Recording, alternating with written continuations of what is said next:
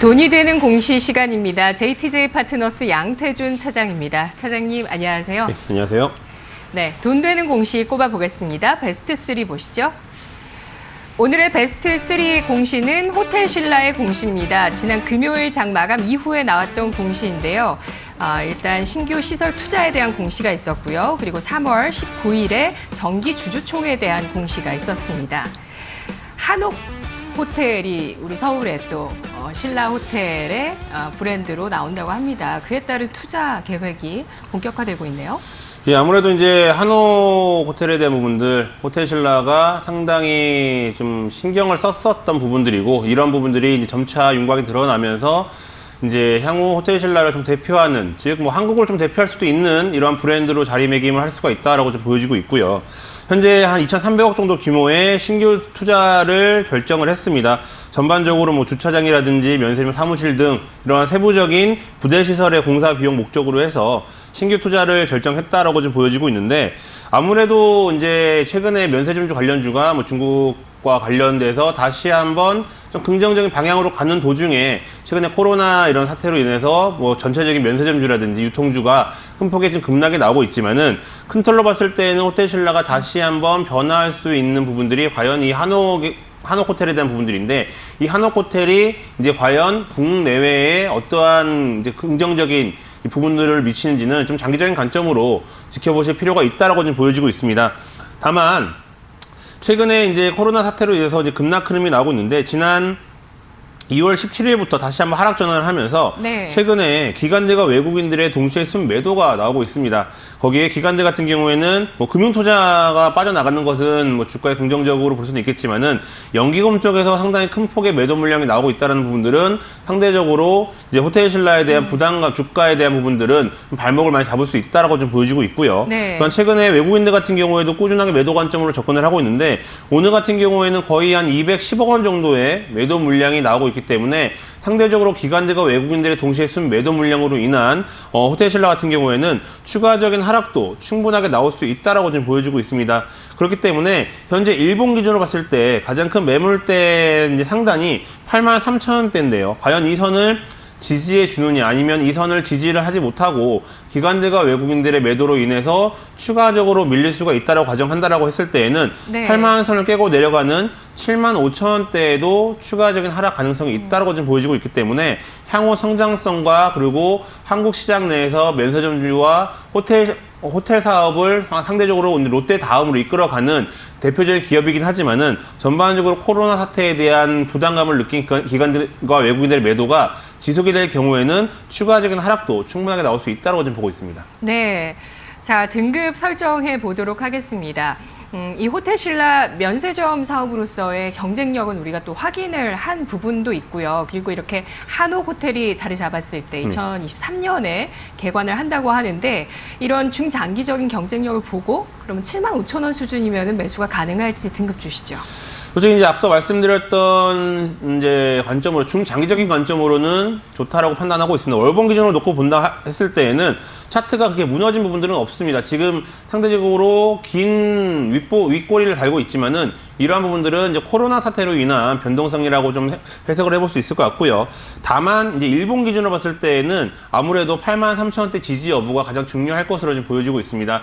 앞서 말씀드렸다시피 기관들과 외국인들, 즉 연기금을 중심으로 한 강한 매도와, 그리고 최근에 외국인들도 강한 매도로 전환함으로써 현재의 차트적인 측면으로 봤을 때 83,000원대를 지지해주면은 그나마 이제 다음 방향성을 볼 수 있겠지만은, 이 83,000원대를 깨고 내려간다라고 했을 때에는 75,000원대까지도 추가적인 하락이 나올 수가 있는 부분들이 있기 때문에, 호텔신라 같은 경우는 향후 성장성과 기대감은 있지만은 현재 수급과 그리고 전체적인 정서적인 부분들로 봤을 때에는 현재 1차적인 83,000원대 그리고 2차적인 75,000원대 지지 여부를 확인하신 이후에 다시 한번 접근해 보실 필요가 있다고 좀 보여지고 있고, 또한 연기금과 그리고 외국인들의 수급 전환도 상대적으로 주가를 끌어올리는 신호탄으로 볼 수가 있기 때문에, 이러한 기관들과 외국인들의 수급 전환도 체크해 보실 필요가 있다고 좀 보고 있습니다. 네, 코로나19 사태와 수급 악화로 인해서 추가적인 하락 가능성 내다보고 있습니다.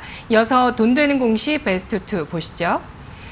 오늘 베스트 2 공시는 신성 ENG의 공시입니다. 삼성물산의 클린룸 공사 수주 공시가 있었는데요. 자, 이 공시 어떻게 봐야 될까요? 예, 우선은 뭐 신성 ENG 같은 경우에는 오늘 공시 내용을 봤을 때에는 삼성물산과 179억 원 규모의 클린룸 공사를 이제 공사 계약을 체결을 했습니다. 하지만 최근에 수급적인 측면을 봤을 때에는 외국인들과 아직까지는 그래도 좀 관심을 보이고 있지 않은 기관적 수급, 즉 수급적인 부분들은 아직까지 개선이 되고 있는 부분들은 아니지만은 그래도 이렇게 클린룸 공사를 수주를 함으로써 향후 2020년, 21년까지 꾸준하게 실적에 대한 긍정적인 기대감을 어떻게 보면은 좀 바라볼 수 있지 않을까라고 생각을 해볼 수 있을 것 같습니다.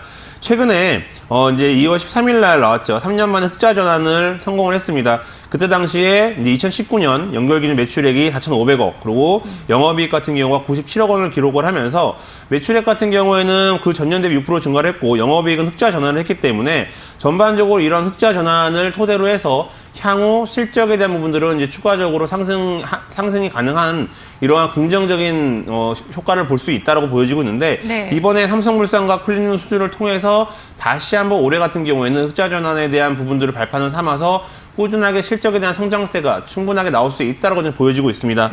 다만 차트적인 측면으로 놓고 봤을 때에는 우선은 가장 큰 매물대 안에 지금 갇혀있는 부분들, 일본 기준으로 봤을 때에는 860원에서 한 990원, 즉 1000원대에 지금 큰 매물대 안에 갇혀있는데 아무래도 그동안의 실적에 대한 부담감으로 인한 기간 조정 구간에 들어섰다라고 좀 보여지고 있고요. 네. 이제는 실적이 흑자 전환을 했기 때문에 앞으로 공사 수주로 인해서 꾸준하게 영업이 성장세가 나온다라고 했을 때에는 이 기간 조정을 거친 이후에 다시 한번 성장세가 꾸준하게 나올 수 있을 것으로 좀 보고 있습니다. 네, 자 그렇다면 현재 구간에서 몇 등급으로 대응할 수 있을까요?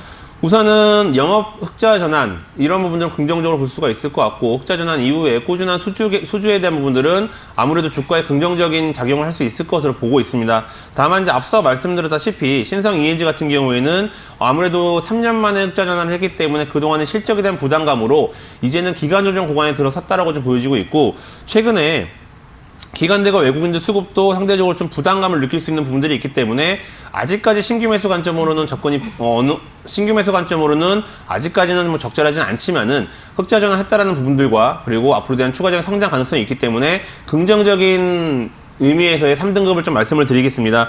다만 이제 과연 이 기간 조정이 얼마만큼 지나가느냐가 가장 큰 관건일 것으로 판단하고 있는데 네. 최근 코로나 사태로 인한 전반적인 증시 자체가 상대적으로 좀 안 좋은 영향으로 가고 있기 때문에 우선 당분간 추세로 봤을 때에는 860원대를 다시 한번 지지를 하면서 기관들과 외국인들의 수급이 돌아오는지 여부를 확인하신 이후에 접근해 보시면 좋을 것 같습니다. 네, 알겠습니다. 3년 만에 흑자 전환한 영업이익이지만 이제 앞으로 수주와 실적을 확인해 봐야 되는 구간에서 기간 조정 필요하다고 보고 있고요. 3등급이었습니다. 오늘 돈 되는 공시 베스트 1 보시죠. 오늘의 베스트 1 공시는 디지털 대성의 지난해 실적입니다. 실적이 창사 이래 최대 매출 나왔고요. 그리고 또 배당 소식도 내놓았는데요. 배당 주는 교육주들 많죠?